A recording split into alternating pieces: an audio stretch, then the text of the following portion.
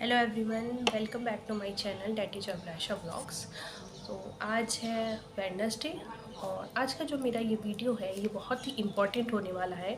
तो मैं अभी से आपको बता देना चाहती हूँ कि इसको लास्ट तक ज़रूर देखिएगा। वीडियो इम्पॉर्टेंट काफ़ी इसलिए है क्योंकि जो आज का मेरा वीडियो है ये जो भी एस्पायरेंट्स हैं, जो भी प्रिपरेशन कर रहे हैं, स्पेशली टीचिंग जॉब की प्रिपरेशन कर रहे हैं या किसी भी जॉब के लिए प्रिपरेशन कर रहे हैं, ये एक ऐसा टॉपिक है कि अगर आप जॉब के लिए प्रिपरेशन कर रहे हो तो आपको इसके बारे में तो पता होना ही चाहिए, क्योंकि आज का ये जो टॉपिक है ये एजुकेशन सिस्टम से रिलेटेड है।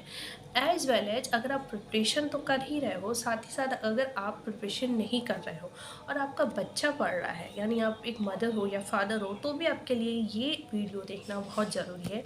इसलिए क्योंकि इसमें आपको ये पता चलेगा कि आपका बच्चा जो है वो आने वाले टाइम में जो 10th और 12th का बोर्ड होता था उसमें उसके कितने सारे चेंजेस आ गए हैं। तो आने वाले सालों में उसके पढ़ाई में कितने सारे चेंजेस आने की उम्मीद है, जो कि ये हमारी गवर्नमेंट ने ये नया रूल निकाला है, उसके बारे में जानना आपके लिए काफ़ी इम्पॉर्टेंट है। तो ये जो वीडियो है या तो ये जो वीडियो है ये स्पेशल इसलिए है क्योंकि आज का जो ये मैं वीडियो लेके आई हूँ ये है एनसीएफ यानी कि नेशनल करिकुलम फ्रेमवर्क 2023 के बारे में। तो जैसे हर साल हमें पता होता है कि बजट आता है, हर साल कुछ ना कुछ मतलब कुछ ऐसी चीज़ें होती हैं जो हर साल होती है। जैसे इसमें से स्पेशली होता है बजट जो कि हर साल आता है। उसी टाइप से कुछ ऐसी चीज़ें होती हैं जो हर साल लाई जाती हैं। कभी कभी क्या होता है, उनको ऐसे हम सोचते हैं कि हमें लाना है तो हम उसकी प्रिपरेशन करते हैं, फ्रेमवर्क बनाते हैं। कभी कभी वो आ जाती है, कभी कभी कुछ सालों बाद आती है, मतलब 3-4 साल बाद आती है। लेकिन हम एक उनकी योजना तो हर साल ही बनाते हैं कि ये चेंजेस होने चाहिए। तो ये जो नेशनल करिकुलम फ्रेमवर्क यानी कि एनसीएफ 2023 है, ये 2022 में भी आया था, इस साल फिर से 2023 में आया है। तो इसको जानना आपके लिए बहुत ज़रूरी है अगर आप प्रिपरेशन कर रहे हैं किसी भी जॉब की। तो इससे रिलेटेड कुछ क्वेश्चन आपसे पेपर में भी पूछे जा सकते हैं। एज वेल एज अगर आप इंटरव्यू वगैरह के लिए किसी भी एग्ज़ाम के जाने वाले हैं तो उसमें भी आपसे जनरल अवेयरनेस के क्वेश्चन में आपसे पूछा जा सकता है। देखिए, आप किसी भी जॉब की प्रिपरेशन कर रहे हो तो आपसे ये उम्मीद लगाई जाती है कि करंट में हमारे देश में जो भी चीज़ें चल रही हैं आपको उसके बारे में बहुत अच्छी तरीके से पता होना चाहिए। और स्पेशली टीचिंग जॉब में जो भी चेंजेस आ रहे हैं तो उससे रिलेटेड, एजुकेशन में जो चेंजेस आ रहे हैं उससे रिलेटेड तो आपको पता होना ही होना चाहिए। तो आज का जो ये मेरा वीडियो है ये इसके बारे में ही है। तो नेशनल करिकुलम फ्रेमवर्क जो है ये हर साल आता है, वैसे इस साल भी आया। लेकिन कुछ चेंजेस जो होने थे वो ये थे कि बोर्ड को लेकर काफ़ी 10th और 12th का जो बोर्ड होता है उसको लेकर बहुत ही ज़्यादा मेजर चेंज इस बार के एनसीएफ में देखा गया है। और वो ये है कि सबसे पहले तो एग्ज़ाम पर्पज़ से आप ये जान लीजिए कि एनसीएफ का फुल फॉर्म क्या होता है। तो वो होता है नेशनल करिकुलम फ्रेमवर्क। तो वो होता है नेशनल करिकुलम फ्रेमवर्क। तो पिछले कुछ सालों में ये आया था, जैसे यहाँ मैंने नोट डाउन किया है कि सबसे पहले ये 1975 यानी 1975 में आया था, फिर 1988 में आया, 2000 में आया, 2005 में आया और 2009 में आया। 2005 में जो था वो जो सबसे लास्ट हमारा था वो स्कूल एजुकेशन के बारे में था। मतलब स्कूल के एजुकेशन से रिलेटेड जो भी चेंजेस होने थे वो 2005 में हुए थे। और 2009 की अगर हम बात करें तो उसमें जो भी हमारा था वो टीचर एजुकेशन से रिलेटेड था। यानी कि 2005 और 2009 में, अभी 2023 से पहले जो लागू हो चुका है ये हमारा एजुकेशन से रिलेटेड जो भी ये एक्ट आता है तो वो 2005 में हुआ था और 2009 में हुआ था। तो 2005 में जो भी एक्ट हमारा लागू हुआ था वो एक्चुअल में ये था कि वो हमारा स्कूल एजुकेशन से रिलेटेड था। मतलब उसमें बच्चों की शिक्षा के बारे में बताया गया था और उससे रिलेटेड मतलब जो भी चेंज वो करना चाह रहे थे स्कूल के एजुकेशन से रिलेटेड, बच्चों के एजुकेशन से रिलेटेड, वो 2005 में हुआ था। 2009 में क्या हुआ था, वो जो एक्ट आया था 2009 में उसमें जो भी चेंजेस किए गए थे वो टीचर एजुकेशन से रिलेटेड थे। यानी 2005 में जो थे वो स्टूडेंट एजुकेशन से रिलेटेड थे और 2009 में जो था वो टीचर एजुकेशन से रिलेटेड था। तो 2005 में जो भी था वो बच्चों की शिक्षा में जो सुधार करने हमें ज़रूरी है या करना चाहिए उसके बारे में बताया गया था। और 2009 में जो आया था वो टीचर्स में जो भी इम्प्रूवमेंट की ज़रूरत होती है, चाहे उनके सैलरी से रिलेटेड, चाहे जिस भी तरह का रिलेटेड टू टीचर, वो टीचर के ही चारों तरफ घूमता हुआ जो हमारा एक्ट था, टीचर्स से रिलेटेड जो भी इम्प्रूवमेंट का था, वो 2009 का था। तो ये याद रखिए, तो 2005 में जो आया था वो आपका ये स्कूल के जो स्टूडेंट थे उनके एजुकेशन से रिलेटेड था, यानी स्टूडेंट एजुकेशन से रिलेटेड था। और 2009 में जो आया है वो टीचर एजुकेशन से रिलेटेड है। तो ये दो क्वेश्चन पहले आपके बनते हैं कि 2005 में लास्ट अगर पूछा जाए कि स्टूडेंट एजुकेशन से रिलेटेड लास्ट एक्ट कौन सा था, तो वो 2005 का था। और टीचर एजुकेशन से रिलेटेड लास्ट एक्ट कौन सा था, तो वो 2009 का था। अब ये जो आ रहा है 2023, ये अगेन स्टूडेंट एजुकेशन से रिलेटेड है। 2005 के बाद 2023 का एक फ्रेमवर्क तैयार करते हैं, एनसीपी नेशनल करिकुलम फ्रेमवर्क। मतलब एक फ्रेमवर्क, एक ढांचा तैयार करते हैं जिसमें हम कुछ चेंजेस के बारे में हमने सोचा है, उसको हमने इसमें लिखा है। और हमने ये बोला है कि भाई देखो, हम ऐसा ऐसा करने का सोच रहे हैं, चेंज करने का। अगर लोगों को ये सही लगता है और लोग इसमें हमारे फेवर में बोलते हैं, तो इस चीज़ को हम इम्प्लाई करेंगे, इस चीज़ को हम सामने लेके आएंगे। ठीक है, तो ये पहली चीज़ आपकी थी पेपर से रिलेटेड। दूसरा है 678 पेज का ये एक प्रोफार्मा तैयार हुआ है। कभी कभी ऑब्जेक्टिव में पूछ सकता है कि कितने पेज का आपका एनसीएफ नेशनल करिकुलम फ्रेमवर्क 2023 तैयार हुआ है। 678 पेज का तैयार हुआ है। और लागू कब से होगा? अगर सब कुछ सही रहा, लोगों ने इसे अपनी तरफ से ग्रीन सिग्नल दे दिया, हरी झंडी दिखा दी, तो नेक्स्ट जो हमारा एजुकेशन ईयर होगा 2024-2025, उसमें ये नेक्स्ट सेशन से इसको लागू करने के लिए 2024 से 2025 में हम उम्मीद कर सकते हैं, अगर इस साल सबने इसको अपनी तरफ से सहमति दे दी।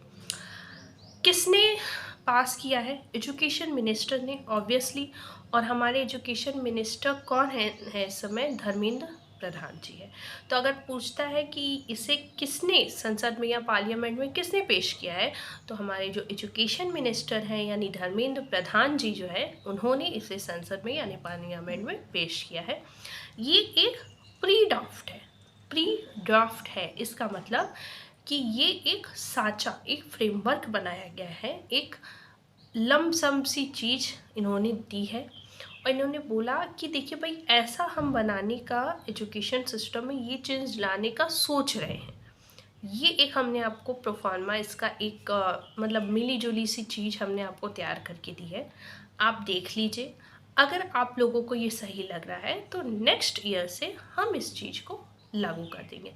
अब ये लागू ही नहीं है, ये एक प्री ड्राफ्ट है, यानी ऐसा करने का हम सोच रहे हैं, ऐसा बोल के उन्होंने इसको पार्लियामेंट में दिखाया कि अगर आपकी तरफ से हरी झंडी है, रेड सिग्नल है, सॉरी ग्रीन सिग्नल है, तो हम इसे ले आएंगे। इसको तैयार किसने किया है? कस्तूरी रंजन जी ने। ये दो नाम हैं, अलग अलग हैं। धर्मेंद्र प्रधान एजुकेशन मिनिस्टर है जिन्होंने इसे पार्लियामेंट में पेश किया, ठीक है, एनसीएफ 2023 को। कस्तूरी रंजन ये वो है जिन्होंने इसे बनाया है। दोनों अलग चीज़ें हैं। कस्तूरी रंजन जी ने इसे बनाया है। ये जो 678 पेज का प्रोफार्मा है, इसे कस्तूरी रंजन जी ने बनाया है। ये ऐसा हुआ कि मैंने बुक लिखी है और आप जाके उस बुक को मार्केट में बताओ कि भैया यही बुक आई है, इसे खरीदो, बहुत ही अच्छी बुक है, बहुत अच्छे से समझा है। तो लिखी किसने है? मैंने। तो कस्तूरी रंजन जी ने एनसीएफ तैयार किया है और इसे पार्लियामेंट में सबके सामने किसने पेश किया है? हमारे एजुकेशन मिनिस्टर धर्मेंद्र प्रधान जी ने। और एक बात जो इम्पोर्टेंट है वो ये है कि NEP that is national education policy जो होती है, वो भी कस्तूरी रंजन जी ने ही तैयार किया था। तो नेशनल एजुकेशन पॉलिसी कस्तूरी रंजन जी ने तैयार किया था और कस्तूरी रंजन जी ने ही नेशनल करिकुलम फ्रेमवर्क को भी बनाया है। मतलब सारा सुधार जो भी था वो इनकी तरफ से सुझाया हुआ है। और जो इन्होंने सुझाव दिया एक पेज में, अच्छे खासे 678 पेज में बना के, उसको पार्लियामेंट में हमारे एजुकेशन मिनिस्टर धर्मेंद्र प्रधान जी ने सबके सामने रखा है। अब हमारा जो इस समय का एजुकेशन का सिस्टम चल रहा है वो है बेस्ड ऑन 5+3+3+4, यानी कि 5+3+3+4। 5 यानी class 1 to 5th, +3 class 6 to 8th, +3 9th 10th 11th, +3 12th और ग्रेजुएशन का 2 साल। ये एक फ्रेमवर्क ढांचा तैयार किया है। उसके बाद इसमें क्या स्पेशल है और अलग है, तो वो जो अलग और स्पेशल चीज़ है वो ये है कि अब इनका कहना है कि पहले जो 10th और 12th में बोर्ड होते थे, मतलब 10th को बोर्ड का पेपर माना जाता था, 12th को माना जाता था, 9th और 11th की कोई वैल्यू नहीं थी, उसके मार्क्स भी नहीं ऐड होते थे। कई बार ऐसा होता था कि बच्चा अगर किसी सब्जेक्ट में बहुत भी कम नंबर है तो होता था चलो ठीक है 12th में कवर कर लेंगे, अगर कभी तबीयत नहीं ठीक है, किसी वजह से पेपर अच्छा नहीं हुआ, इट्स ओके, बोर्ड तो अगले साल है ना, बोर्ड का पेपर अच्छा होना चाहिए, ये मायने रखता है, क्योंकि 9th और 11th का मार्क्स नहीं ऐड होता था। और सिलेबस भी सीबीएसई बोर्ड में तो सिलेबस भी नहीं सेम होता है, मतलब जो 9th का है वो 9th में रहेगा, 10th में सिर्फ 10th का पूछेगा, और जो 11th का है वो 11th में रह गया, 12th में सिर्फ 12th का पूछेगा। तो इन्होंने क्या कहा है, वो ये कहा है कि अब 9th 10th 11th 12th चारों साल बोर्ड होंगे, मतलब 10th और 12th ही नहीं, 9th 10th 11th 12th 4 साल के बोर्ड के पेपर होंगे। 6 मंथली होंगे, साल में 2 बार, यानी क्लास 9th में 2 बार बोर्ड होगा। 6 महीने का कोर्स, पढ़ो पेपर दो हटाओ, फिर 6 महीने का कोर्स, पढ़ो पेपर दो हटाओ। 10th में आप आ गए, 6 महीने का कोर्स, पढ़ो पेपर दो हटाओ, फिर अगले 6 महीने का पढ़ो पेपर दो हटाओ। वही चीज़ 11th में 6 महीने का पढ़ो पेपर दो, फिर 6 महीने का पढ़ो फिर पेपर दो। 12th में 6 महीने का पढ़ो पेपर दो, फिर 6 महीने का पढ़ो फिर पेपर दो, यानी एक तरीके से 8 बार आपको इन 4 सालों में बोर्ड का पेपर देना होगा। सिर्फ 6 महीने का कोर्स आएगा, टाइम दिया जाएगा, 6 महीने पढ़ाया गया, पेपर दे दो हटा दो उसे, फिर 6 महीने का पढ़ाया गया, पेपर दो हटा दो उसे। क्या प्लस पॉइंट है क्या माइनस पॉइंट है मुझे बहुत नहीं समझ में आया, क्योंकि कहीं ना कहीं बच्चों पे आप लर्निंग कैपेसिटी उनकी कम कर रहे हो। सिर्फ 6 महीने का कोर्स पढ़ना है, हटा देना है, फिर 6 महीने का पढ़ना हटा देना है, भूलते चले जाएंगे चीज़ों को, रिवीजन वो रख नहीं पाएंगे। दूसरी चीज़ कि अब उन्हें हर बोर्ड में तैयार रहना पड़ेगा, 8 बोर्ड में अच्छी परफॉर्मेंस देनी है। ऐसा नहीं कि कभी तबीयत ख़राब हो गया, एक्सीडेंट हो गया, कुछ ऐसा हो गया कि नहीं ये दे पाए तो नंबर कम होंगे, तो 8 बोर्ड में आपको अच्छी परफॉर्मेंस देनी है। पहले 9th में क्या था, 9th और 10th में 5 सब्जेक्ट होते थे। यूपी बोर्ड की अगर मैं बात करूँ तो उसमें 9th और 10th में आपके 6 सब्जेक्ट होते हैं, इंटर में 5 होते हैं। लेकिन सीबीएसई बोर्ड में 9th और 10th में भी 5 सब्जेक्ट होते हैं और 11th 12th में भी 5 होते हैं। अब क्या चेंजेस हो लाए कि 9th और 10th में जो 5 सब्जेक्ट होते थे और सेम होते थे, जो 9th में है 5 वही सब्जेक्ट 5 10th में है, बस कोर्स से डिफरेंट है। अब इन्होंने क्या कहा, 8 सब्जेक्ट 9th में होंगे और 8 सब्जेक्ट 10th में होंगे। और मज़ेदार बात क्या है कि वो जो 8 सब्जेक्ट 9th में है वो 8 सब्जेक्ट 10th में नहीं होंगे। मतलब 9th में आपको 8 सब्जेक्ट पढ़ना है, फिर 10th में आपको 8 डिफरेंट सब्जेक्ट पढ़ना है, ठीक है। और क्या है इसमें, यानी 9th और 10th मिला के 16 सब्जेक्ट, 8 है 9th में और 8 ही डिफरेंट सब्जेक्ट 10th में पढ़ना है। उसमें भाषाएं भी शामिल है, तो 16 सब्जेक्ट में जाहिर सी बात है फिजिक्स केमिस्ट्री मैथ तो चला गया। आर्ट्स के बच्चों का social science Sanskrit Hindi English चला गया। 4-5 सब्जेक्ट में 16 में क्या होगा, बहुत सारे सब्जेक्ट आने वाले हैं। क्या क्या आने वाला है वो देख लीजिए। इंटरडिसिप्लिनरी एजुकेशन भी शामिल होगा। इंटरडिसिप्लिनरी एजुकेशन क्या होता है, ये एक ऐसा एजुकेशन होता है जिसमें एक सब्जेक्ट का दूसरे सब्जेक्ट से कनेक्शन कैसे बना सकते हैं ये आपको समझाया जाता है। वोकेशनल एजुकेशन भी होगा। वोकेशनल एजुकेशन क्या होती है, बीएड हुआ, डाइट के जो कोर्सेज हैं स्पेशली, यानी बीएड डीएलएड बीटीसी, ये सब जो आपकी टीचिंग से रिलेटेड जो सब्जेक्ट ये कोर्सेज होते हैं, बीएड डीएलएड बीटीसी है, उससे रिलेटेड जो भी सब्जेक्ट होता है वो वोकेशनल सब्जेक्ट में आते हैं, वो भी आपको 9th 10th में पढ़ाया जाएगा। 8 पार्ट में इन्होंने डिवाइड किया है अपने सिलेबस को।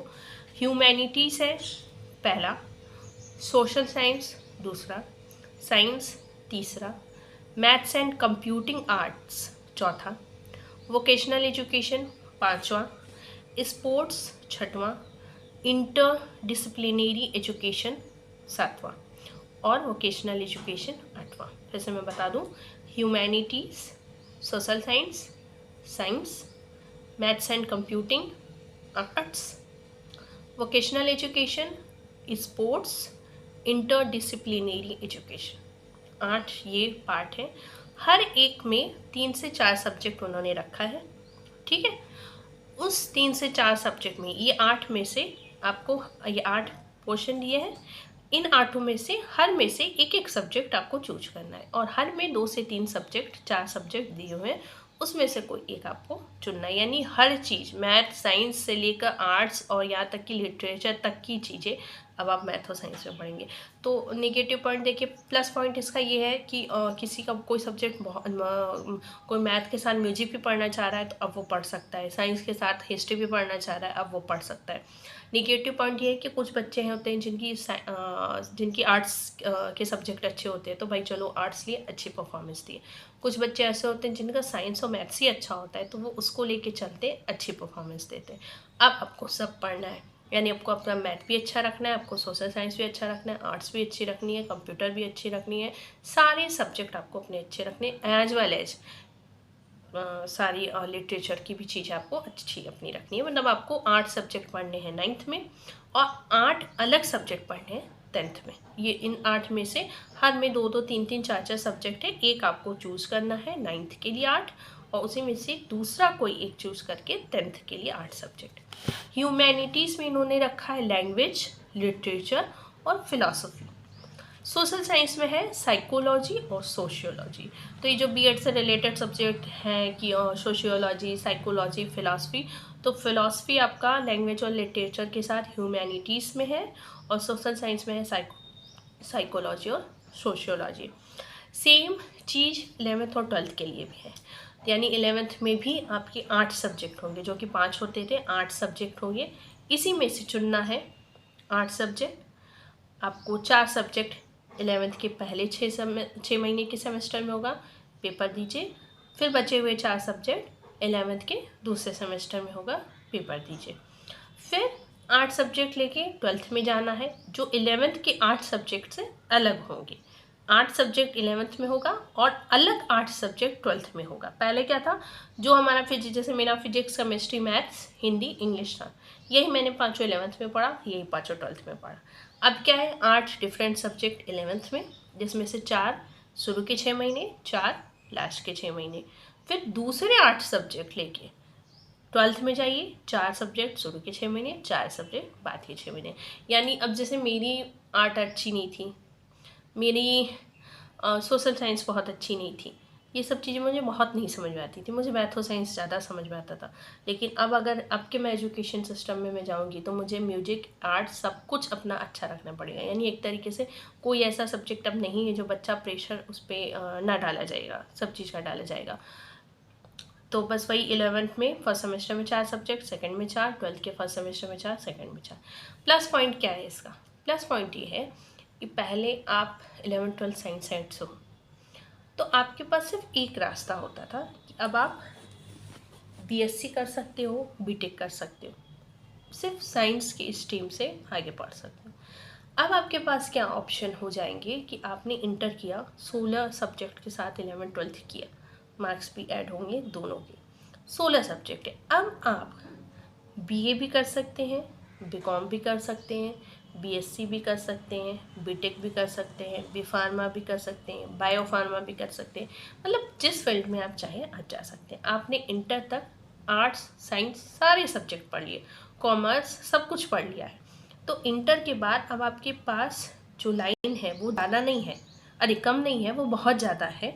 मतलब आप आर्ट्स से भी ग्रेजुएशन कर सकते हो, साइंस से भी कर सकते हो, कॉमर्स से भी कर सकते हो, जिसमें आपको ठीक लगे उसमें कर सकते हो। साइंस से कर सकते हो, उसके बाद फिर चाहो तो आर्ट्स से बीएससी भी कर लो, चाहो तो बीए भी कर लो, फिर बहुत मैंने तो चाहो तो बीकॉम भी कर लो। मतलब आपके पास ऑप्शन अब ज़्यादा है।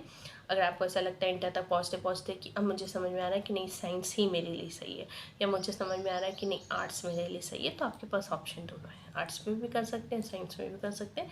ये एक प्लस पॉइंट है कि बच्चे के पास ऑप्शन ज़्यादा हो गए हैं। तो ये नेशनल करिकुलम फ्रेमवर्क था जो मुझे लगा, आज मैंने इसे पढ़ा और मुझे लगा कि ये बहुत ही इंटरेस्टिंग सा है और हर किसी को पता होना चाहिए। अपने बच्चों के लिए आपको पता होना चाहिए, खुद के लिए पता होना चाहिए कि इतना बड़ा, इतना मेजर चेंज वो लाने का सोच रहे हैं एजुकेशन सिस्टम में, तो ये तो आपको पता होना ही चाहिए। और जब मैंने आज पढ़ा तो मुझे लगा कि यार ये तो इतनी इंपॉर्टेंट चीज़ थी, अभी तक मैंने कैसे क्यों नहीं पढ़ी। तो बहुत ही ज़्यादा मेजर, मतलब पूरे बोर्ड सिस्टम को इन्होंने बदल के रख दिया। और अब बच्चा ये नहीं कहलाएगा कि ये इंटर साइंस साइड से कर रहा है, आर्ट साइड से, कॉमर्स से, वो हर साइड से कर रहा है, उसके पास बहुत सारे ऑप्शन हैं। अब ये तो बच्चे ही बता सकेंगे कि क्या प्लस पॉइंट है, क्या माइनस पॉइंट है, लेकिन अपनी तरफ से उन्होंने चीज़ों को थोड़ा वाइड किया है। और मुझे ऐसा लगा कि ये बहुत इंपॉर्टेंट टॉपिक है, हर किसी को इस बारे में पता होना ही चाहिए कि इतना मेजर चेंज हो रहा है। तो बस इसलिए मैंने आज आपके साथ इस टॉपिक को शेयर किया, क्योंकि हो सकता है ऐसे एक दो क्वेश्चन आपसे सीटेट में, टेट में ज़रूर पूछे, या आने वाली जो भी एग्ज़ाम है उसमें भी पूछ सकता है। और हर चीज़ से बढ़ के आपको पता होना चाहिए कि आप पढ़ रहे हो, अगर आपने पढ़ाई की है या आप पढ़ रहे हो, तो यार एजुकेशन सिस्टम में इतना बड़ा चेंज हो रहा है तो इसके बारे में तो आपको पता होना ही होना चाहिए, अगर आप इंडिया में रह रहे हो तो बस इसलिए मैंने इस टॉपिक को शेयर किया। तो अगर आपको आज का वीडियो अच्छा लगा होगा और ये लगा होगा कि नहीं ये वीडियो वाकई में जानने लायक था, तो वीडियो को शेयर करिएगा, लाइक करिएगा और चैनल को सब्सक्राइब करना बिल्कुल भी मत भूलिएगा, जिससे इस टाइप की जो भी अच्छे अच्छे वीडियोस है वो मैं आपके साथ शेयर करती हूँ। तो बस मिलते हैं आपसे नेक्स्ट वीडियो में। Bye bye.